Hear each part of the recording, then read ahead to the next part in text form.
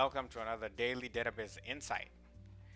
And whenever you need to troubleshoot any issues on your databases, you need to make the error log your best friend. And there are several ways to access the error log. The first way is you can launch a query window and execute the XP read error log stored procedure, and it will access the error log for you so you can read it from your query window. Sometimes reading it from your query window may not be an ideal situation, but it's possible that you can read it from your query window. Now, if you want to filter through your error log, you can supply 0, 1, let's see, you want to filter with, you're looking for something called maybe Contoso. If you execute this,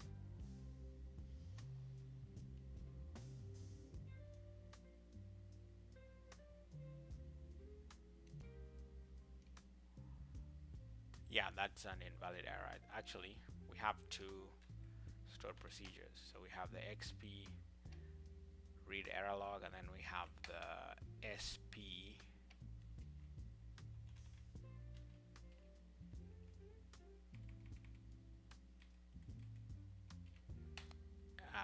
read error log. The difference rather is for the SP, that is the September Papa read error log, is pretty much a stored procedure that can only be accessed by users that are part of the security admin group.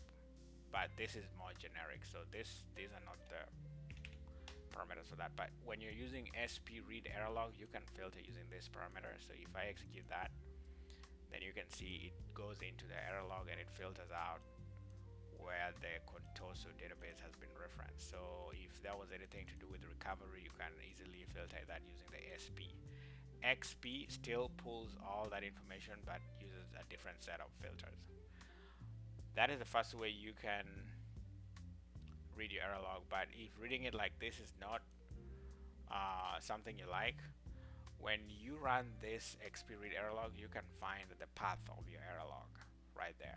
Now, another way to access your error logs would be launch SQL Server Management Studio, expand management folder, right down to SQL Server logs. You can right click this and you can view SQL Server and Windows logs, and that is going to give you the Windows logs and all the SQL Server logs. Now you can look at it again like this. This is also going to give you some more error logs, and there you have it. On the messages, you can see all that stuff is pretty much the same thing as what we were seeing on the query window. So if I scroll up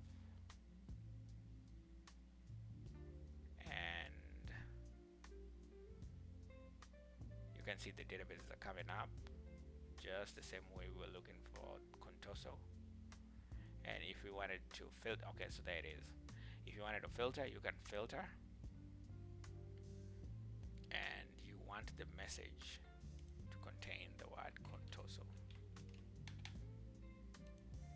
and there you have it. So it filters everything that you were looking at, and this includes all the Windows logs and the SQL Server logs.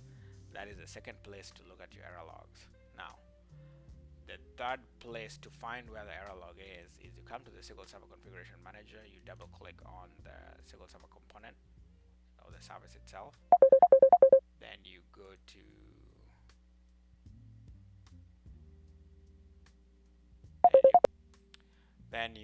come to your advanced tab, and right under the dump directory you will find the path to your error log file. So you copy that path, then you come to your Windows Explorer, you go to that path, and you have all the error logs here. So now you can open it from here, and use Notepad, and you should be able to access the document, the Word the Notepad with all that information that we were accessing from the query window and from the two locations that I've already showed you so far. Finally, you also need to look at your event viewer. On your event viewer, you want to go to your Windows logs. You want to see anything that is being referenced in the application logs. Normally there's going to be something that is really important based on the time an event occurred or time an error occurred. So some of that information may be found in this log, in this Windows logs, to kind of help you fix your situation.